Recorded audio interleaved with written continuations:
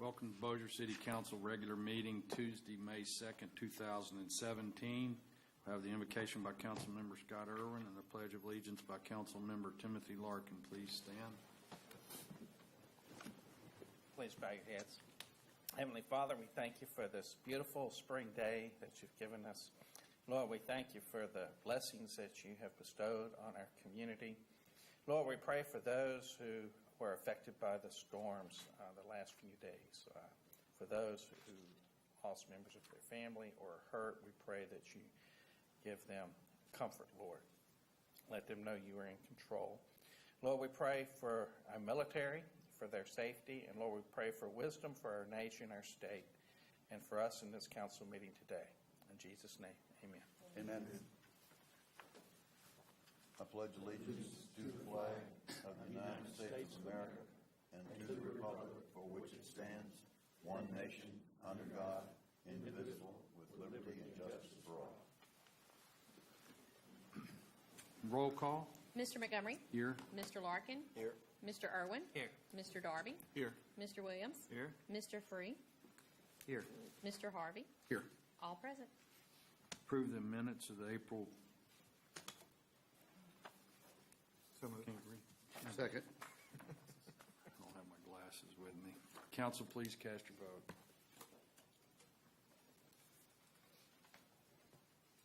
We have one add-on. Yes, sir. We have one add-on. It will be item number 23 under new business. It is adopt an ordinance declaring an emergency exists affecting the safety of public safety officers due to unsafe shooting conditions at the police range facilities and appropriating $300,000 from the jail and municipal building fund to address the same. First and final reading. Make the motion that we add item 23 to the agenda. I second that. Any questions from the audience? Council, please cast your vote. Need a motion to approve as amended. I move we approve this agenda as amended. Second. Questions from the audience? Council, please cast your vote.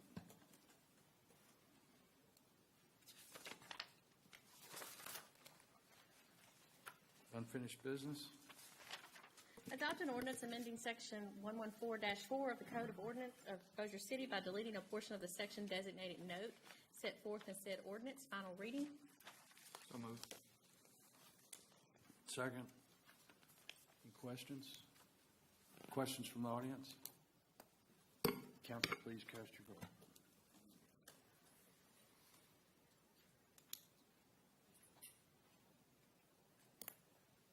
Adopt an ordinance to enlarge the limits and boundaries of the city of Bossier City by annexing approximately 19 acres of Innovation Drive and the existing Bossier Parish School of Technology and Innovative Learning located at the north side of Interstate 220 and west of Swan Lake Road in Section 11, Township 18 North, Range 13 West, containing 18.860 more or less and adjoining the city limits of Bossier City, Bossier Parish, Louisiana.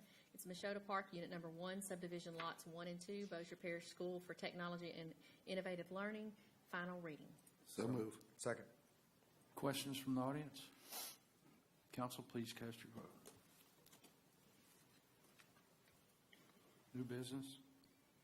Hearing of appeal to review the recommendation of demolition and removal of a dilapidated structure located at the following legal address, 2390 Barksdale Boulevard, Bossier City, Louisiana. Council, Ms. Harville called a while ago, and she wants to continue this to the June 6th meeting. Okay. Need a motion? I'll make that motion. Second. Any questions from the audience? Council, please cast your vote. Witness opening of sealed bids for sewer subbasin BC02 rehabilitation project. Good afternoon, Council. This subbasin BC02 rehab had one addendum that clarified some of the contract documents and drawings and included a pre-bid attendance and answered questions. The engineer's estimate is $1,316,557, and the budget is $1,600,000.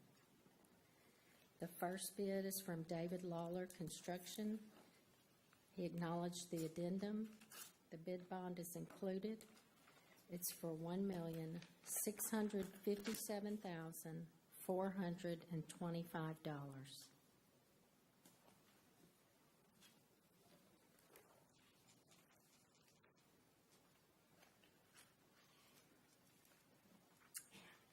The next bid is from Hall Builders. They acknowledge the addendum. The bid bond is included. It's for $1,259,372.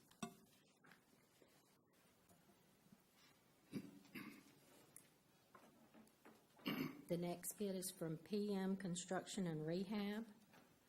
They acknowledge the addendum. The bid bond is included. It's for $428.50. That's 1140428.50. I ask that you approve the reading of these bids. So moved. Second. Council, please cast your vote. Witness opening of sealed bids for Broadway and Bardot Street sewer gravity main improvements. Council, there were two addendums on this bid. The first one clarified contract documents, had the list of the attendees for the pre-bid conference and answered questions. And addendum number 2 updated the federal wages. The engineer's estimate is $650,000, and the budget is also $650,000. The first bid is from David Lawler Construction. He acknowledges the acceptance of the two addendums. The bid bond is included. It's for $568,815.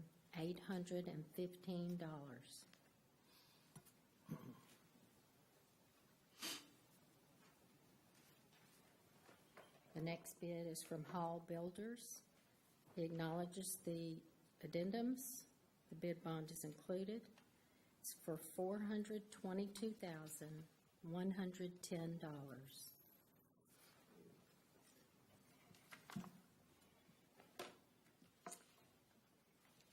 The next bid is from PM Construction and Rehab.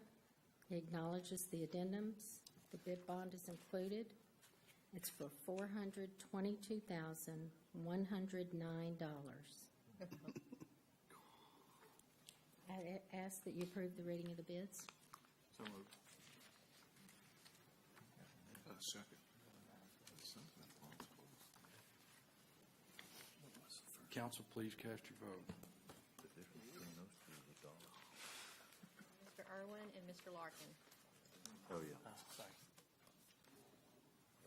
Witness opening of sealed bids for sewer subbasin BC 07 rehabilitation project.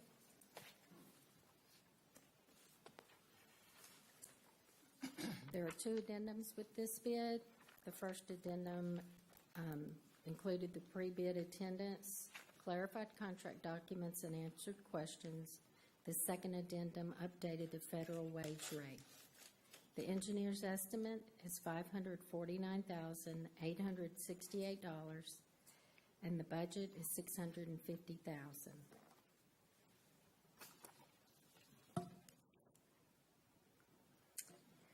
First bid is from David Lawler Construction. He acknowledges the two addendums. The bid bond is included.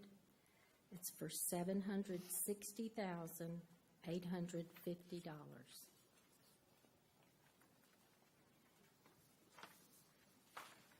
The next bid is from Hall Builders. He acknowledges the addendums. The bid bond is included. It's for $600,722.50. I ask you that you approve the reading of these bids. So moved. Second. Council, please cast your vote. Thank you all very much. Thank you. Introduced an ordinance to appropriate $850,000 to come from the Sales Tax Capital Improvements Fund to provide for a new entrance and additional parking at the Tinsley Baseball Complex. First reading. So moved. Second. Questions from the audience? Council, please cast your vote.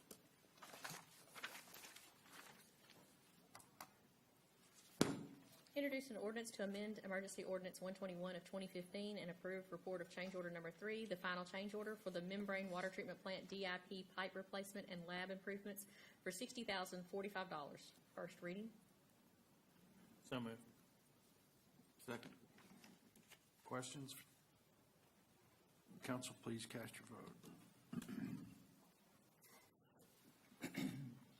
Introduce an ordinance to appropriate funds to cover requirements at the Red River Wastewater Treatment Plant for a total of $47,319.80 to come from the Sewer Capital Contingency Fund. First reading. So moved. Second. Questions from the audience? Council, please cast your vote.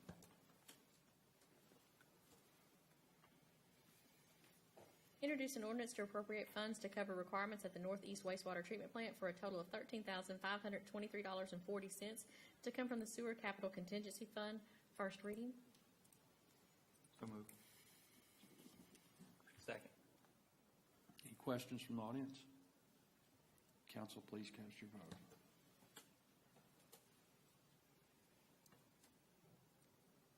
Introduce an ordinance to appropriate $375,000 to come from the 1991 Jail and Municipal Buildings Fund to be used for design and construction of a new climate control system for the Bossier City Hall Information Technology Room. First reading. So moved. Second. On this ordinance here, I'd like to make a motion to continue that for 2 weeks, please. Some question. To mark this back. Yeah. Second. Any questions from the audience? Do you have that, Phyllis? I'm sorry. Motion to continue. Okay. Yeah. I want to. Be May the 16th, council. Any questions from the audience? You don't have to remove the motion the same. Council, please cast your vote. Hearing of appeal for Danielle Foster, 6006 Joni, Bossier City, Louisiana, 71111, for violation of City Ordinance Section 14, vicious and dangerous dog. Council, we have two cases today on appeal. Both of them deal with a different part of the definition of a dangerous dog. In both cases, the dogs have been redeemed out of animal control. They're currently being housed as dangerous dogs, and they are considered to be dangerous dogs. The owners today are asking you to overturn that declaration. A motion will be required to overturn, and it will take 4 votes to overturn the declaration. So I just want to. Gary, did you say they're still in the pound? No, They got them back? they've been redeemed out there Okay. through the whole procedure of a dangerous dog registration. In this particular case, a lady was walking through a neighborhood, and she was approached by 2 Labrador dogs, and she was. I spoke with her on the phone, and she was comfortable with the situation because she had grown up around those type dogs. But she was a little bit surprised when the chocolate-colored dog started growling and bristling at her, and then he snapped at her, and the other dog got behind her, and she was somewhat surrounded. And she was fairly brave about it because she tried to assume a position of aggressiveness, dominance, to try to frighten them away. And she said she was at the point of calling for help when they finally backed away from her. And then when she came back through a little bit later, a neighbor was picking the dogs up to take them home, and as it turned out, that was the second time this had occurred during that one day. So from my review of the case and in talking with the witness and the person that was involved, it meets the criteria of a dog approaching a person in a menacing fashion or attitude of attack. I think it meets that definition, and we did the declaration based on that. And Ms. Feaster, I believe, is here. Ms. Foster? Foster, I'm sorry. You can state your name and address for the record, please. My name's Danielle Foster. I live at 6006 Joni Lane, Bossier City, 71111.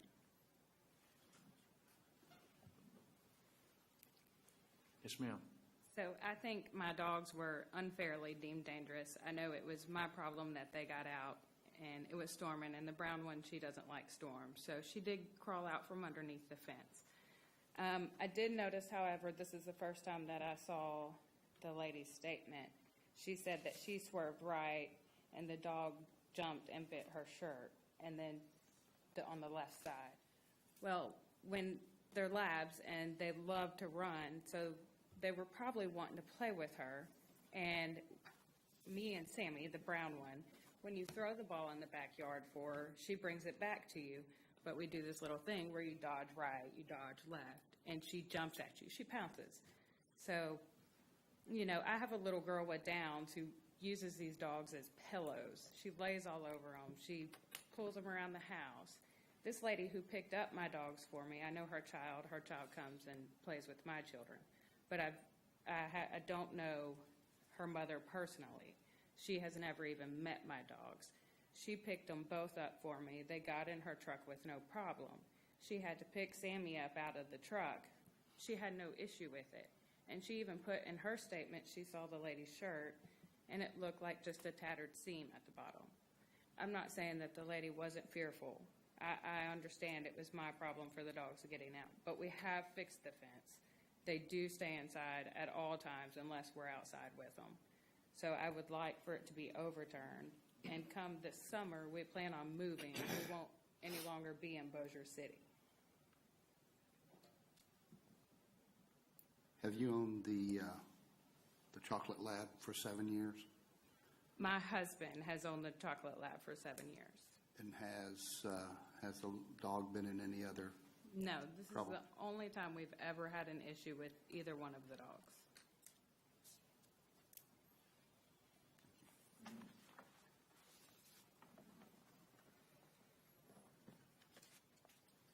Are there any other questions from the council? Gary, you said that the definition of a dangerous dog is one that shows aggression toward anything. If it approaches persons in a menacing fashion or apparent attitude of attack, then it's considered dangerous. Menacing, growling, whatever. And again, as we hear in all these cases, people don't feel their dogs are dangerous, and I don't look at it from the aspect of what the breed is or what my opinion might be or animal control's opinion. Right. I try to look at it from the standpoint, did the events look like they occurred that are claimed to have occurred? And from this particular case, I don't see any reason to doubt it. The victim that's making the claims did not live in the neighborhood, was not familiar with the dogs. They had no prior knowledge. They had no grievance with the owners. They had no reason to fabricate something that supposedly that happened that didn't. And so I saw no reason to doubt her claims. When I talked to her on the phone, she was very confident, very sure, her verbal statements matched what she said in writing to animal control. She wrote out. So the case appears reasonable to me, and it matches the definition of the ordinance, and so that was the basis of our declaration. I'm sorry, can I add one more thing? Certainly. The dogs were taken to PetSmart the next day where they had their rabies injections. And there was a note, the vet there did type up a note, how they showed no signs of aggression or fear during the injection or the whole visit there.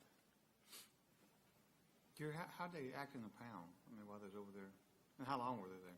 Well, I have animal control here, but again, I try to avoid getting involved in those things myself because I try to look at the ordinance and interpret what happened and what our ordinance is. I'll get Jennifer to come up.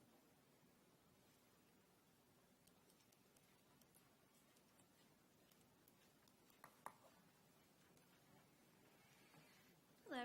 Hi. The dogs never entered our building. They did what? The dogs never came into the shelter. They were aggressive in the truck towards us, but they didn't know us. As soon as she was with them, they were fine. They were friendly with her there, but The dogs were on the premises. We were Yes. at the front door with the dogs. but they And never entered. people were walking in and out.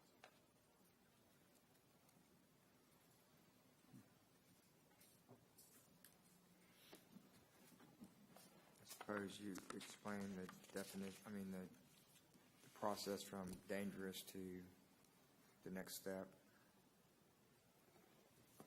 You want me to do that now? No. She understands what the depth. Well, we provide them with information about that. Right. And of course, the main requirements for them to stay at dangerous and not for that level to move up is that they stay in the yard and that there aren't violations of the ordinance and that no other attacks or something of that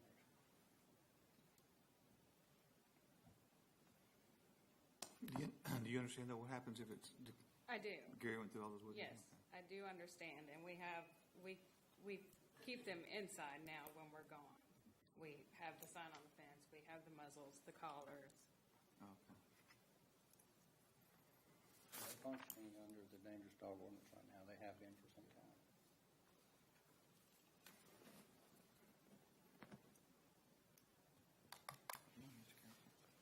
Do what? Well, I have a problem with it. So.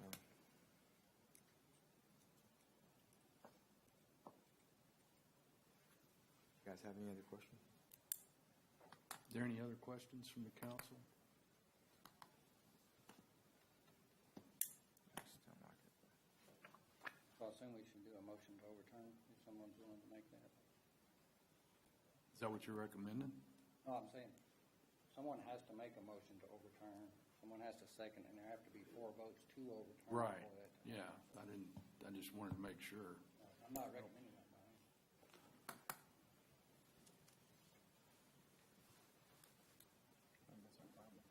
I'd make a motion to overturn. I'll second it.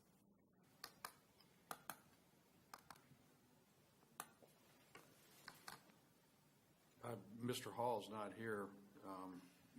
Again, we get into the same conversation that we have over and over, and that is the liability of the taxpayers. And while, what we're doing is, it's a hard decision to make, but you have to put forth what our ordinance states and the potential liability if we do overturn this and that dog cause harm to someone in the neighborhood, and inadvertently that happens, and because of a misconceived move or whatever it may be, and then it results in liability and a loss of funds because some child or some individual, is hurt for life. So I think sometimes you need to put aside the sentiment of what we have to deal with here and put forth your hat that you're stewards of the taxpayers' money, and we have these ordinances in place. We went through a lengthy process to develop those ordinances. Is that correct, Mr. Netherling? And back to truly, when we take this move to overturn, are we exposing potential liability? Jimmy spoke to me briefly about this, and that was certainly his attitude, and that was his concern, that, on the second bite, the city might get sued for liability. And we've had those things happen before, so it wouldn't be the first time. And I've never seen a dog owner yet that didn't love their dog, and that's understandable. But Right. everybody doesn't feel that way. The problem is there hasn't been a bite. Well, I understand a snap, perhaps. I guess my biggest problem, heck, any animal that you put in a corner or is going to come out aggressively, my stupid little Yorkie comes after me sometime. Well, and I think that's why we have the ordinances in place, is to protect the general public from an animal that does happen to get out and can be potentially dangerous at that one moment in time, albeit 99.9% of the rest of the time, they're a loving animal that take care of children and provide love and warmth to their family. We understand that, but what we're trying to do is protect the people from that potential point in time that dog feels defensive in nature and does something to harm another human being. that is here in Bossier City. So, you know, If they bite, Gary, don't you often skip the dangerous and go straight to vicious? Well, the only situation where you would do that on the first attack if there were severe injuries to a human being that were beyond just a normal bite. You would look at the nature of the attack and injuries to go straight to vicious. I understand that the period of time that we are going to be concerned with, though, is, did you say you're leaving this summer? We will be moving this summer. We will be moved out into Caddo Parish in August. So, And the dogs are locked in my house. so And our declaration is for the city limits of Bossier City. It does not cover anything outside in Bossier Parish. It does not, it's not the same as a state declaration, but there are some jurisdictions that will have an ordinance that says if a dog has been previously declared dangerous elsewhere, then it is considered dangerous there. So I can't say that will be an automatic out for someone when they leave the city, but it would be worth checking into for anybody that moves or planning to move. well, we have a motion and a second to overturn, which I want to clarify this. A yes vote is a vote to overturn. Yes, sir. A yes vote A would no overturn. vote is a no against the motion on the floor. Yes, sir. A no vote would uphold the animal control's ruling. All right. Don't believe there's any other discussion.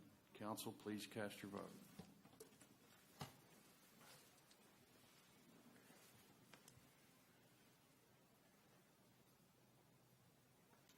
Animal control's ruling is upheld. Thank you.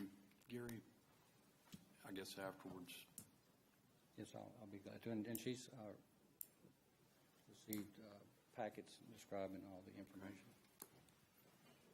Hearing of appeal for Melissa Cantrell, 211 Piccadilly, Bossier City, Louisiana, 7/11/11, for violation of City Ordinance Section 14, vicious and dangerous dog. Okay, counsel, in this case,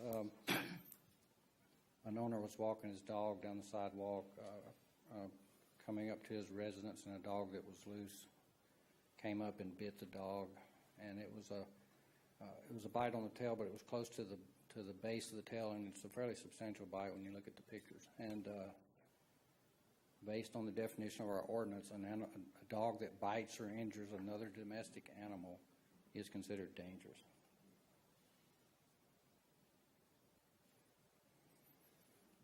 Particularly when the bitten dog is in a place where it should be, whether it's inside its fenced enclosure or it's being walked down the sidewalk, public street, and it's attacked or bitten, injured by another dog, or particularly one that's at large and not under on a leash or under command and control of its owner. I think possibly this case we might not have ever heard of it, but there was a verbal altercation at the site, and I think the police had to be called, and then we were called after that. And so we became involved in the case at that time, and we felt like we made the only decision that the ordinance afforded. All right. Thank you, Gary. We have the owners here.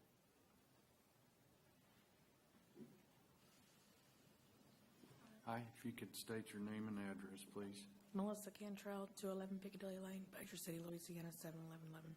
Thank you. I'm not going to deny Kenai was out. I have a 4, 5, 3-year-old and 2 newborn grandchildren. They go open the door, Kenai takes in, he runs, he follows them. He did get out that morning. This is the first time I've read the statement from my neighbor. My son-in-law is a hothead.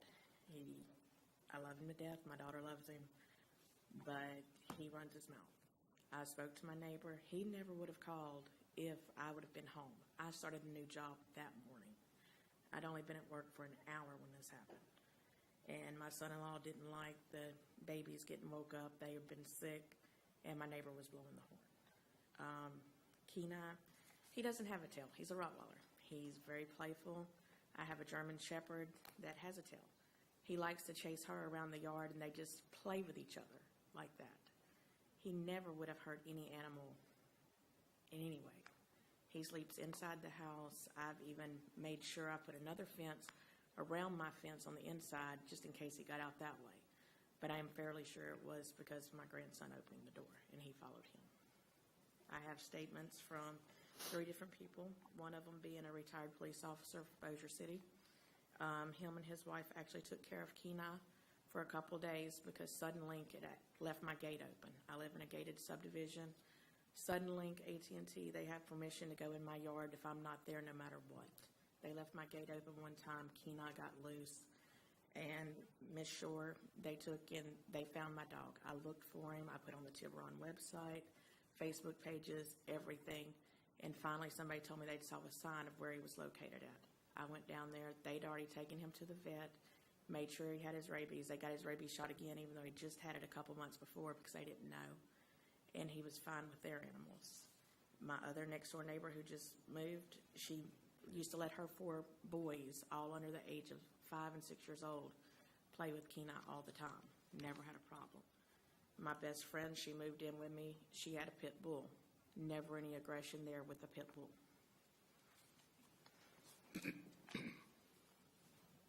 He stayed at the animal shelter for a week because I did not want to take him dangerous at all. I wanted to go through the appeal. And Mr. Geary, he was on vacation that week, and I left him for that whole week. And as soon as I found out he was being deemed dangerous, for sure, I went and I got him that day. I did take dog food up there to him. I went and saw him as much as I could because of my work schedule. Yes, ma'am. Thank you. Is there any questions from the council? Gary?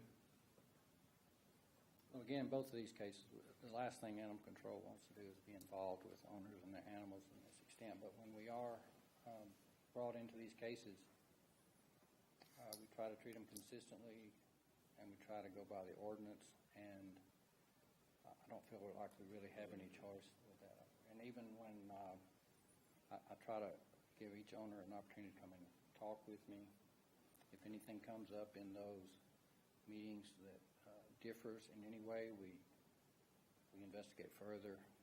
If we need other statements, we find them. We get people to write statements. We pursue all the information we can. In fact, we had about 6 cases that week, and one of them I had declared dangerous. In the owners meeting, one little small fact came up that I pursued out in the field, and I found one small detail that could have been overlooked, and it overturned the whole case. And so we pursue these cases, and we take them seriously, and we try to make sure that when we get to this point that we have made the best decision possible. If I get my neighbor whose animal was bitten, would that help in any way? If I got him to speak on my behalf? Like I said, the only reason why he even told me he called was because of my son-in-law, future son-in-law, being a hothead. Well, that's really not a question I can answer. The ordinance is designed to protect all citizens in Bossier City and all and I understand animals that. in Bossier City. So I feel like we're at this point. I don't really think we can. If your vet came here and gave his opinion of the animal, if your neighbor now came and gave his opinion, I don't think it would change the facts of the case. The facts are that a dog was bitten, another domestic animal was bitten and injured, and that meets the criteria for the ordinance. I understand that he was playing and he barely nipped the other animal's tail. I do understand that. I do not deny that, but he was also trying to play.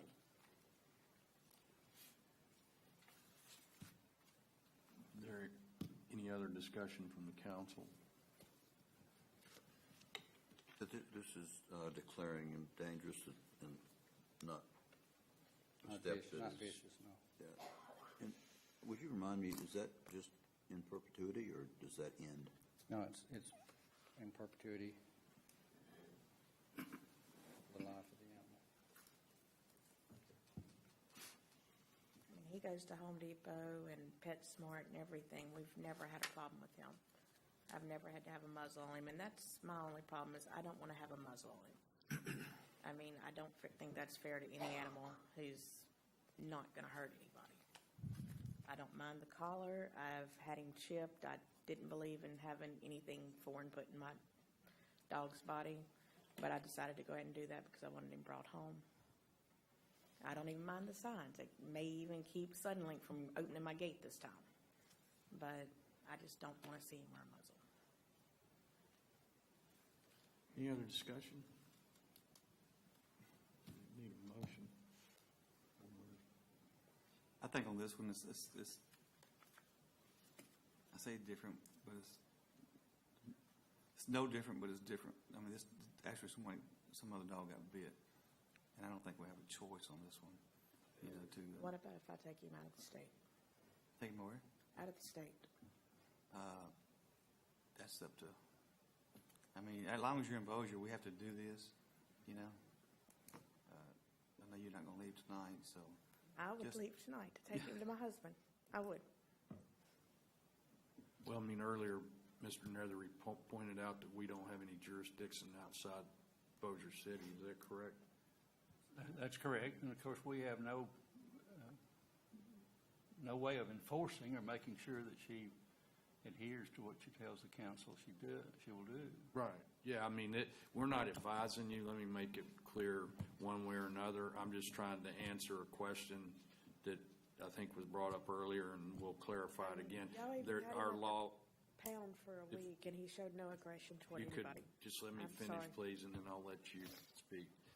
This only applies to the city of Bossier and our city limits, so outside of that, we have no jurisdiction. No, I'm sorry. I was saying, Jennifer and everybody else can come up here. Kenai showed no aggression toward anybody at the shelter. Not one person. They all fell in love with him. Yes, ma'am.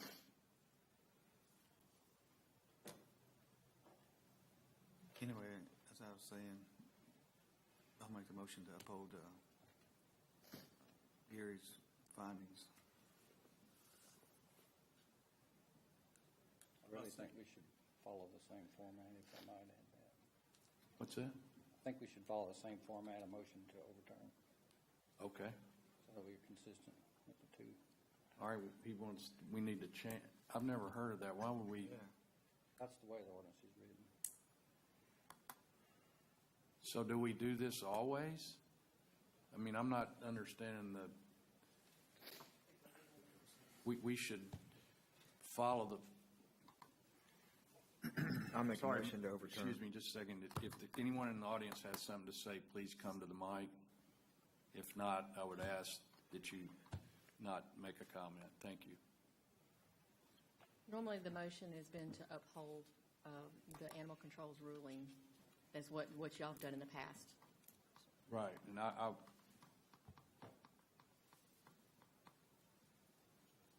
just telling you what the ordinance says, that's all. Yeah, either way is fine. so the ordinance.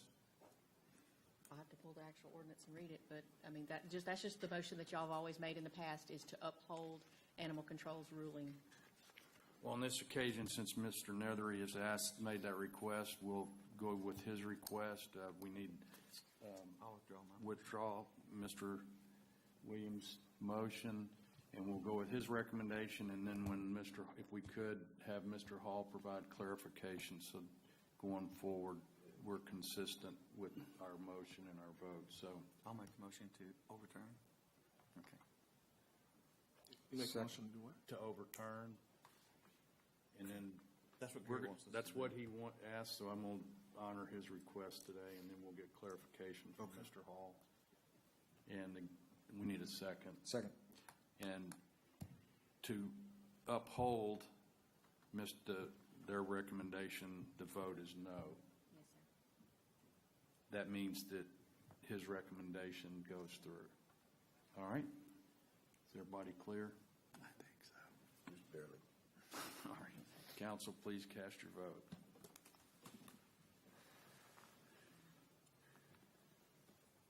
Animal control's ruling is upheld. Thank you, Gary. Adopt a resolution authorizing the hiring of one replacement police officer due to a resignation from the department, first and final reading. So moved. Second.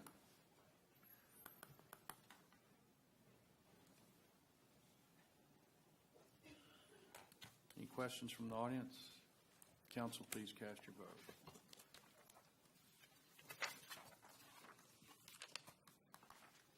Adopt a resolution authorizing the promotion of 3 police records clerk 1s to police record clerks 2, first and final reading. So moved. Second. Questions from the audience? Council, please cast your vote. Adopt a resolution authorizing the city to proceed with issuance of not exceeding $13 million principal amount of taxable utility revenue bonds 2017 series and development of a project for acquisition and establishment of additions to and improvements of the public utility systems for and within the city, approving the notice of intention and authorizing publication of public notice in connection with the project, and authorizing application to the Louisiana State Bond Commission in connection therewith, first and final reading. So moved. Second. Council, this is our last $10 million that we were going after from DEQ at 0.95, 95 basis points on an interest rate. And it came to light that we actually could get an additional $3 million on top of the 10. So we went ahead and changed the resolution to go ahead and try to attempt to get to $13 million at 0.95. Is that correctly stated, Mr. Oliver? Thanks. So, any questions? Council, please cast your vote. Adopt a resolution to hire or promote one electrician in the lift station division to replace a vacant position in public utilities, first and final reading. So moved. Second. Questions from the audience? Council, please cast your vote.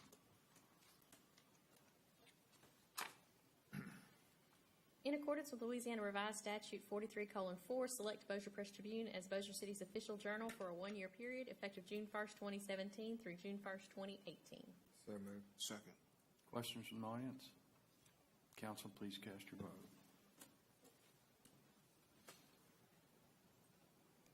Appoint Greg Nichols as a representative for the MPC Board of Adjustments. Appointment effective May 2nd, 2017 and expires June 14th, 2018.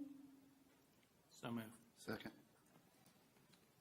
Questions from the audience? Council, please cast your vote.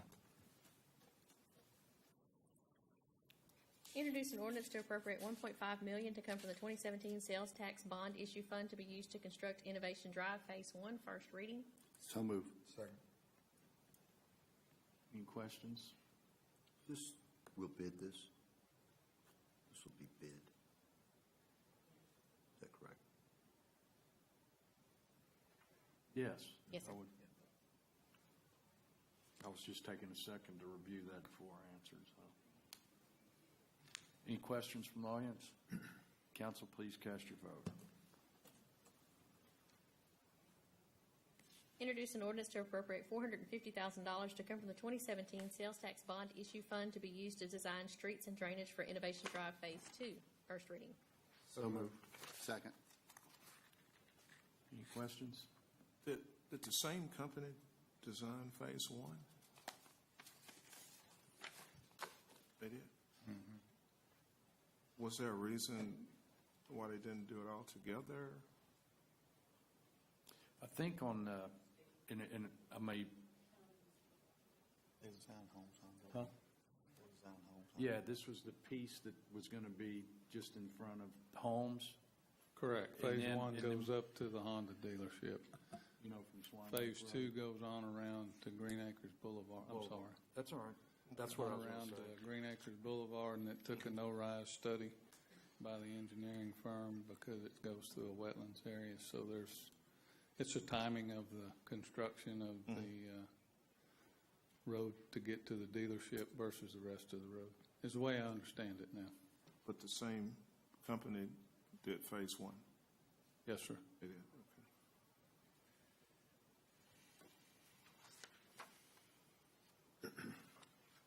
You recall how much the design for Phase 1? Just ballpark? Rayleigh and Associates? How much? He was asking what was the cost of the, If I understood it correctly, and Mark's not here, but as I understood it, they had a 5% fee based on the cost of the project. Oh, okay. Based on that cost of the 1.5.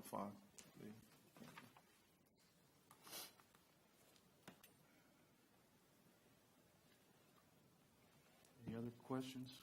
I had a question, but I think the question that I have is to the engineer, and just like to get it answered between now and the time that we adopt this. I noticed that when I looked at the flood map, that it hadn't actually been included in the flood panels for our community. And then when I looked at the finished ground elevations in that area, there in the 165 range, and the 100-year flood is at 171. So one of the questions in my mind was, will this road need to be elevated 6 feet to reach that flood zone? And so I think we ought to have the answer to that, so we're aware of the impact of that. All right. Any other questions? Questions from the audience? Council, please cast your vote.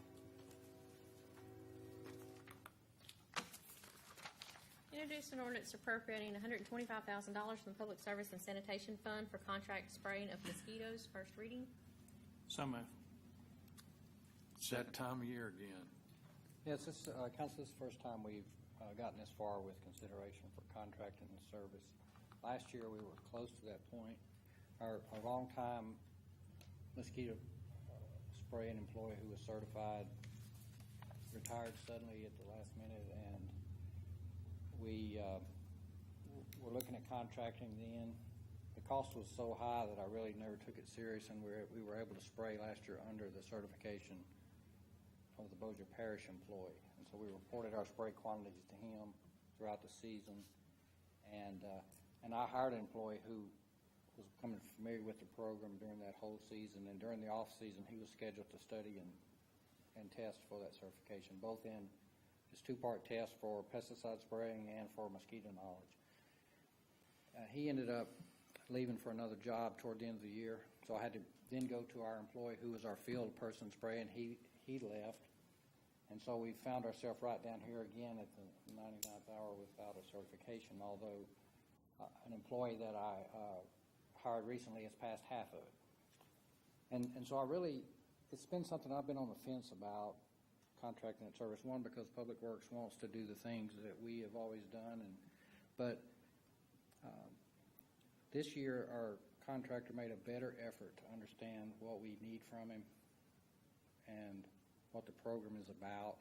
And so we've gone down from about a $270,000 price to a $125 budget right now, and I feel like we can still work that number down. And their employee did test Friday and is now certified for this service. Ours is only halfway through. But the other part I've continued to think about since we got to this point is that the employees that work during the day for Public Works have to then go out and spray from 7 to 10 at night, and then they get home at 11. And it's not that big a deal over the course of a week or a few weeks, but as it goes on throughout the mosquito season, that takes a toll on the employees working that late at night. And then I think it starts affecting their daytime work and focus. And so I see a lot of advantage to that, and having a service that shows up, takes care of that for us, and my employees can be resting and be more productive during the day. I think we got the cost of it down to a lot more reasonable figure, and we'll be finalizing that up in the next several days. And of course, it's got to go 2 more weeks for approval, and by that time, we'll be able to issue a purchase order and move forward with the work. Gary, will he spray as much, and you probably know, I know you know what I'm talking about. Will he spray as much this year as he had to last year and deal with some of the... Well, I think, there's there's some misconception about it, because we do have some citizens that expect us to be out there every night, the whole season spraying, and they start calling if we're not out there. They expect us to back up in their driveway and just sit there and just fogging it toward their house, or go up and down their street 2 or 3 times. You know, we get all those calls. He knows what I'm talking about. But really, we need to be spraying when mosquitoes are present. So it's based on, last year we talked to the Bossier Parish employee who was out trapping mosquitoes and looking at counts and looking at what type were flying and when they were flying. And so I think that's the important thing, is we need to be applying pesticides when they need to be applied. And if it's a real dry season and counts are way down, then we don't need to be spraying and doing unnecessary applications. So that's really your answer, is we need to spray when we need to spray and then avoid it when we can. I mean, I think last year they had the Zika virus and all. I mean, does he know he sprays every night in a different place, different neighborhood every night? Yeah. We've got one. I've created a map that shows the 4 nights we spray. We're going to put that map on our website as well. It's something we haven't had before. They're going to get. I don't know if they have it right off the bat, but we're shooting for them to have GPS units in the truck where they'll be following a set route every night. And then my employees also are going to mix the chemicals, fill the tanks to keep costs down during the day. They can fill, so when their employees show up, the trucks are ready to go. They're going to house them in our yard. They're going to be ready to roll. So we're going to have minimum time with the contractor they're spraying. We're going to be involved with how much chemical is put out and how much they're using every night to make sure we're covering the full area. I'll also still have some employees that can spray during the day for a complaint basis, or spray maybe during the day when we have certain breeds that might be out during the daylight hours. And we have to think about all those things. So we can still have some ability. We're not going to lose our ability, and we're going to have our equipment and things, and we're going to be monitoring closely what the contractor does, but they're going to be doing the bulk of the work. And so I think it's going to be a plus for Public Works just to be able to rest our employees more. Kind of like our water and sewer department, right? We're all working together. Yes. You know what I mean? Mm-hmm. Independent, working with the employees, and they both gen out a good product. Last year was the first year, once that employee retired, that we contracted all of our ditches in the city. And so now we're spraying all of our ditches twice per year, where when our employees were doing it, I can't say we got to all of them the way we should, and some of them we got behind on, and now we're hitting them with a real good treatment twice per year, and it's made us more effective. Good. I got to thank you, Carl, from the lady. We talked the ditch. Wanted to thank y'all for coming out and doing what she asked to do. Okay. Thank you. Thank you, Gary. Any questions from the audience? Council, please cast your vote. Adopt a resolution authorizing the promotion of 1 police sergeant due to a demotion. First and final reading. Come in. Second. Any questions from the audience? Council, please cast your vote.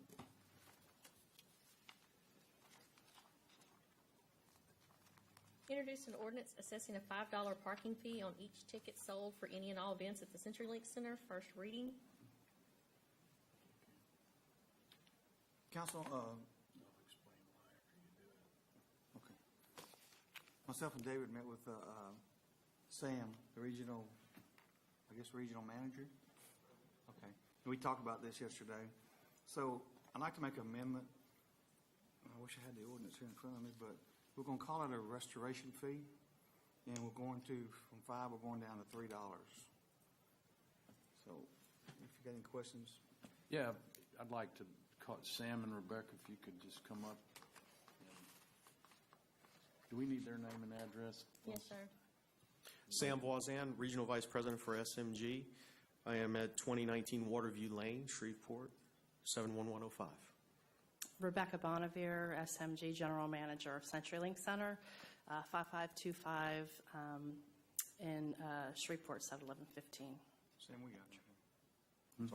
We got him right here. That's what you're looking for there. What you sent me a while ago? Okay. Okay. Yeah, I had them right here. I was just going to read them. But first of all, I wanted to let everybody know that we had met on, Mr. Williams and myself, several occasions with both Sam and Rebecca and gone through the arena and along with Mr. Hudson, who's not here, but he has been an integral part, and they have worked wonderfully as partners with the City of Bossier to identify issues at the CenturyLink Center. And through a lot of discussion and negotiation, which I wanted to thank both of y'all for. I know it's been tough, and you're dealing with the promoters and so forth. Mr. Williams and I, along with Rebecca and Sam, decided that the $5 fee needed to be $3, and we will work within those parameters. It'll take us a little longer to get everything done, but working with his promoters and ensuring that the ticket sales remain at that high level and continue to grow. We will have this $3 restoration fee, and then their facility fee will go up $1. So the total fee increase is going to be $4. But the $1 is going to be the facility fee, which stays with SMG. Correct?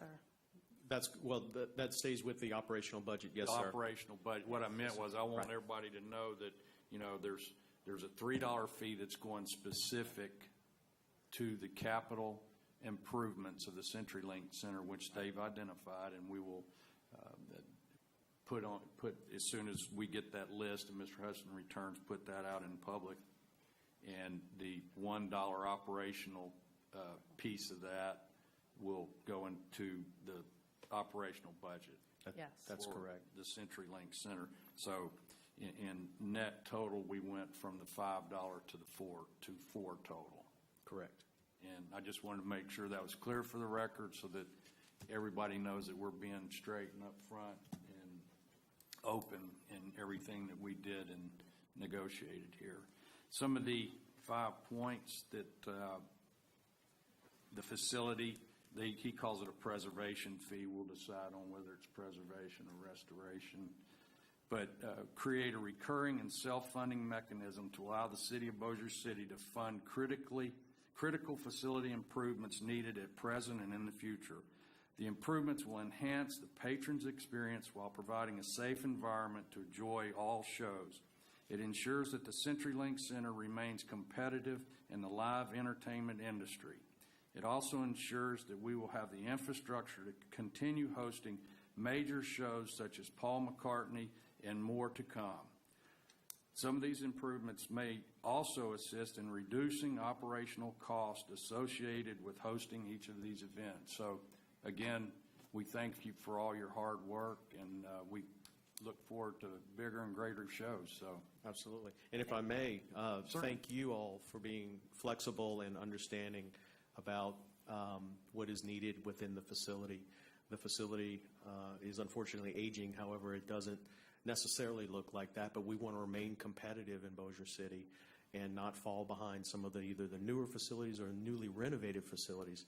And I believe that this is going to be, of course, with Garth Brooks last year and Paul McCartney this year, there's only bigger and better things to come with this fee that can be used for renovations. Thank you so much. Thank you all. All right, I'm confused.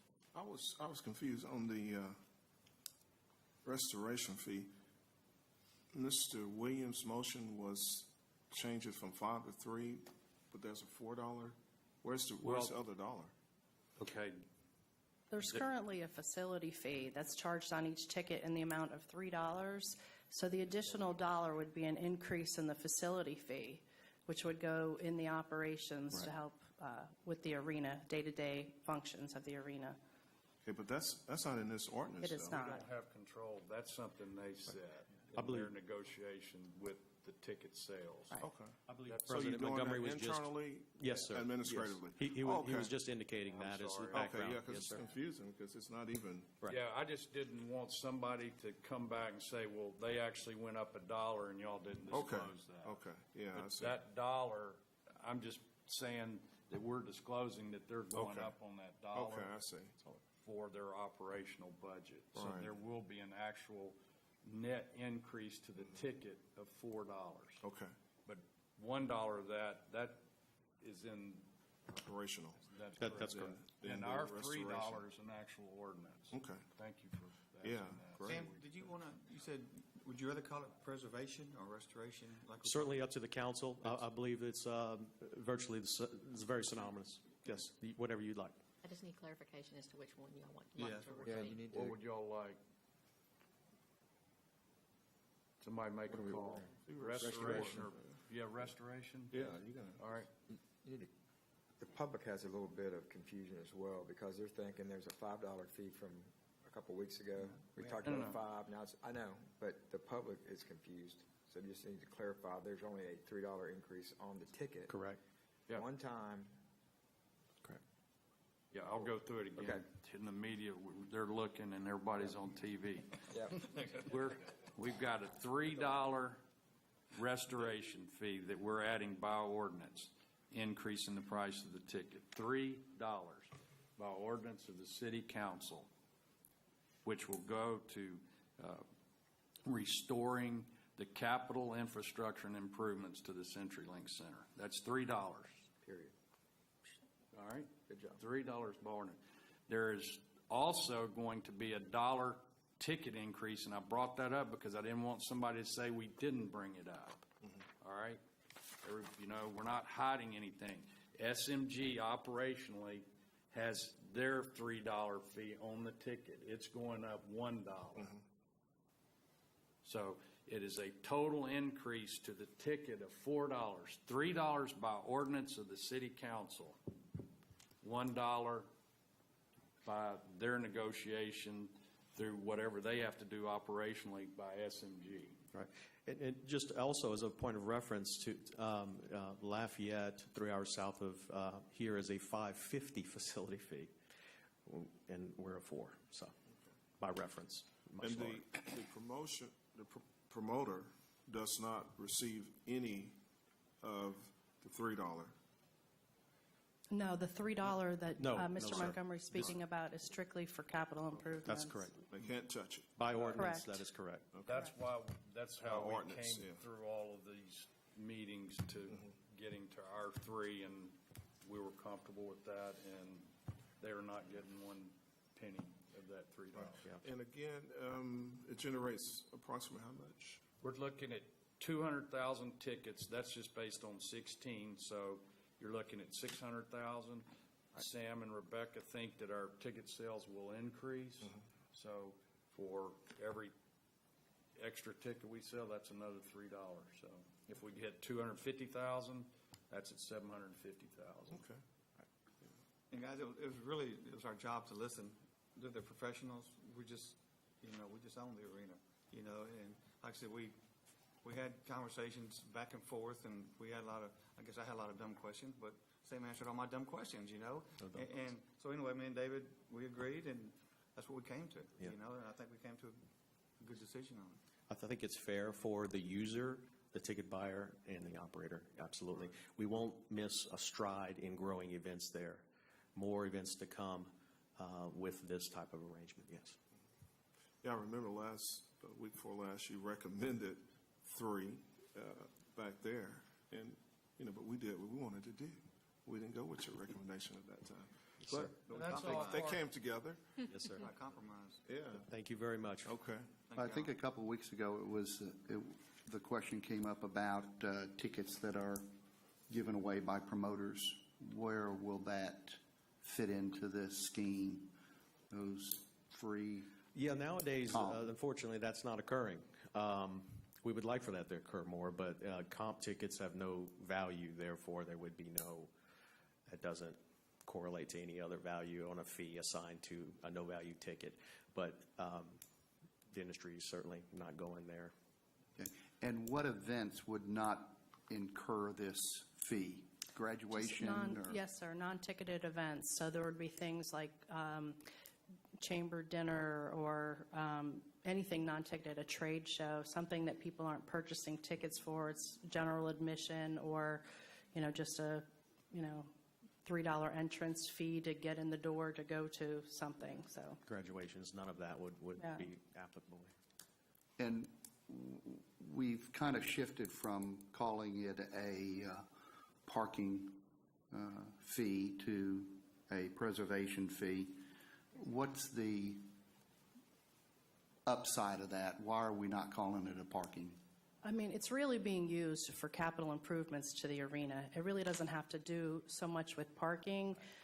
There's a lot of venues that charge for parking, and so I think originally we were discussing doing that, but by not stopping cars and charging or really doing it doesn't affect the people who, if you're charging a parking fee and someone doesn't park there, they could take a taxi or a limousine or be dropped off, things like that. So it wouldn't be fair maybe to them to charge them a parking fee, but everyone who uses the facility wants the facility to have great seats and a roof and air conditioning and all of the things that we need to assess as we go forward. And so this way we're asking the users of the facility to help us to fund the capital improvements that are necessary. Thank you. I tell you, Mr. Harvey read some of us, he did some research and read I think I have arenas, 9 different arenas. Arenas around the country, and it's amazing what they charge to park. It's true, but people like to get in quick and get out quick, and it would really, really slow down the process of people coming in. So it's really a service to our guests that they can be able to come in and not have to pay to park. So it's really a blessing. Right. I don't think anybody had any kind of parking on their ticket. Everything I saw was parking around the arena or public parking. Yes, sir. And it ranged anywhere from $2 for parking to $40. These were 8 arenas. Some of them are SMG. Is Corpus Christi an SMG? It is. American Bank, and the parking is $5, and then they have a premium parking for $10. So the average cost is $7.50. And if we had a parking fee, we would not have been out of line with what we were asking for $3. So. And one thing to keep in mind is there's also operational costs in running a parking Right. lot as well. So it's not pure profit. It's something that you have to look at the structures that are necessary and the staffing and checks and balances and things like that. So the fee that you are voting on today is something that doesn't require additional operating costs, and it's purely to go to refurbish the building that's almost 18 years old. It's a more efficient method of collecting. Correct. Again, Thank I you. want to thank both of y'all for Thank you so much. Thank you very much for your Thank you. support. Thank you for supporting the arena. A couple of questions. Yes, sir. I had, let's see, I only got 3 or 4 calls on it, but one of the people that called me, they were, had asked me if we had given any thought to approaching it from a sliding scale, which sounded complicated to me, but I think you kind of answered that when you said who is eliminated from this, but I wanted to make sure I understood that. Did you say that, let me use a for instance, because I'm thinking of the Home Builders Association, that they have a home product show there, a trade show thing, and so they charge $6 for a ticket, and so will they be not charged, or they will be charged? The way that it's set up is through the Ticketmaster system, which is our official ticketing company, and the fee would be attached to any ticket that's issued through Ticketmaster. So something like the Home Builder Show, they rent the facility, and then people just pay $5 or something like that to walk in the door, and that's something that my understanding is they wouldn't be going through the Ticketmaster system. That particular event would not have a fee attached to that. However, anything that goes through the ticketing system, every concert, family show, sporting event, things like that, that people purchase tickets through Ticketmaster would have a $3 fee per this ordinance. So does our ordinance It's specific to. take care of that? That's right, Yeah. to the 200,000 Read all the, tickets that we're referring to. That's what the ordinance is specific to. talks about the system. So that would really, many of the people that were concerned about that, it really kind of takes the those in that bottom floor. There's a lot of people that just charge things in those shows just to, so there's some reason other than just to walk in off the street and Right. kind of clean things up. And so I guess this deals with that. And then so that's good. And then the second thing that two people called about was they were concerned that we would collect the fee, and then the fee would, like many of these fees and taxes, wouldn't really end up fixing the place up. It'd end up getting spirited off to something else. But our ordinance language, again, are you familiar enough with the ordinance language? Tim, I Does think it restrict that? what we talked about was setting up a separate account for that. Yeah, I mean, it's specific to capital improvements. I mean, it's Just for that. dedicated, Only. this is an enterprise fund. Right, so it would be unlawful to use those funds for Right. anything but that is Correct. really is that what this ordinance says? I'm understanding they're setting up a restoration fund that will receive this money, which Right. is designated for improvements to the building. Specific to capital improvements of the CenturyLink Center. To answer your question, I was not familiar. I didn't have any discussion. But we with can Jimmy about confirm that, Tim, but I mean, that was the intent. Yeah. Was to make sure that I'm sorry, go ahead. Well, it seems like it's a fair question since there are so many fees that somehow don't end up doing that we assure the citizens that the purpose of this can be nothing other than that without another changing the law. And so just like to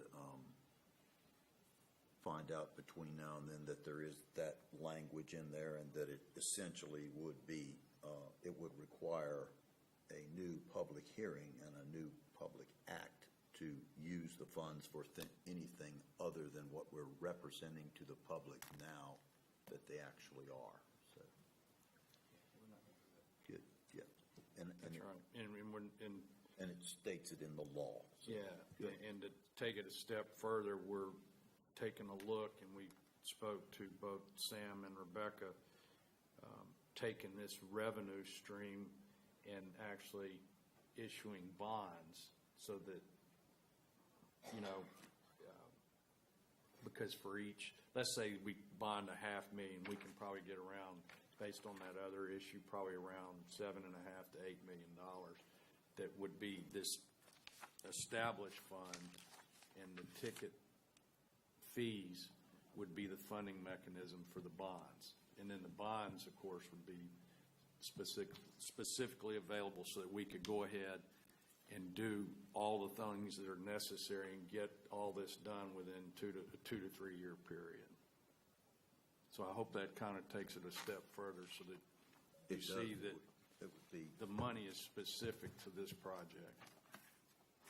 Tim, if you haven't seen it, I mean, Rebecca submitted a 5-year capital plan just like we do, and we'll go get with them again, go through it, do the priority ones, and like David said, and then over the next 2 or 3 years, we bond this money, we can get it done at a faster pace, basically. And that way that the citizens and all of the concert goers, they'll see, I mean, instant improvement, wouldn't you say? Yes. Within a couple of years. I mean, Yes, like a especially- total rehab and revamp of the facility. Especially if it's a bonded situation, because once you get to that level, then we're talking new seats, we're talking more comfortable seats, we're talking an environment that you're going to be comfortable, safe, user-friendly, you're going to be able to see the major acts still coming, and Bossier City is not going to be lagging behind the competition at all. In fact, you're going to remain above the competition if this occurs.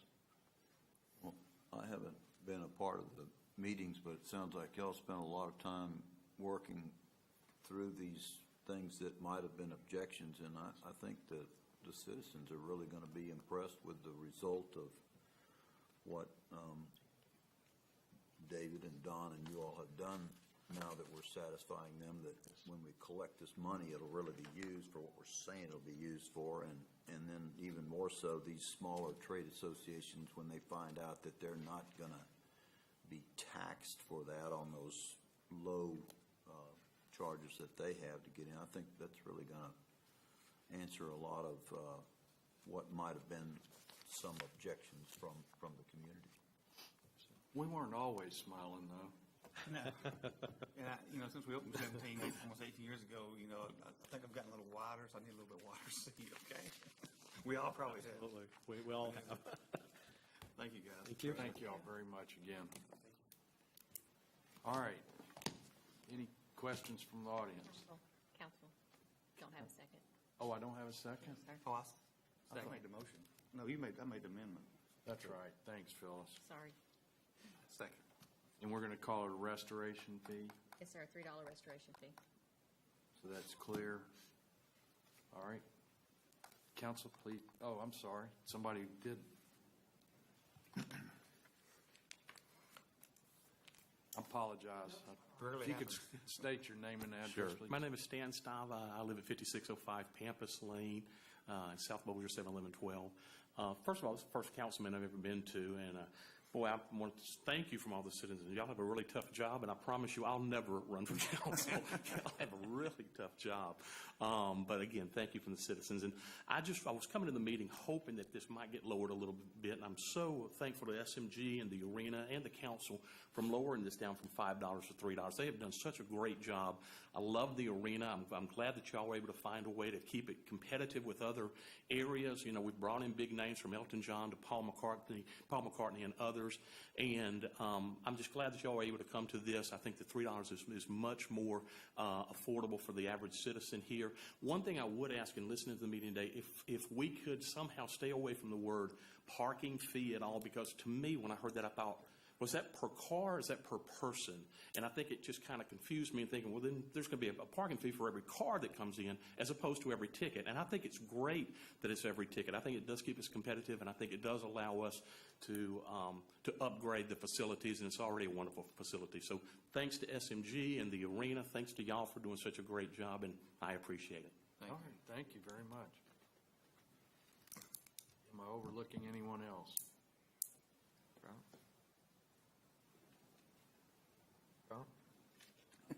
You all right? Sure? All right. Last chance. All right.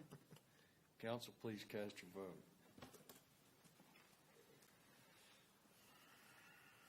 Wait, no, Mr. Free, Mr. Darby, I'm still deciding. Mr. Irwin, and Mr. Larkin. Would everybody vote again, please? Just push it. I voted. I got everybody's vote except for Mr. Larkin's now. Oh, low DOS, I did. Thank you. All right. Council, Yes. there needs to be another motion. As amended. Reintroduce as amended. Sorry. I'll make I'm a getting a little motion tired here. that we I might need a break. reintroduce the ordinance as amended. Second. Any questions from the audience? Council, please cast your vote. Thank you. Adopt an ordinance declaring an emergency exists affecting the safety and public safety officers due to unsafe shooting conditions at the police range facilities and appropriating $300,000 from the jail and municipal building fund to address the same. First and final reading. So moved. Second. Any questions from the audience? Council, please cast your vote.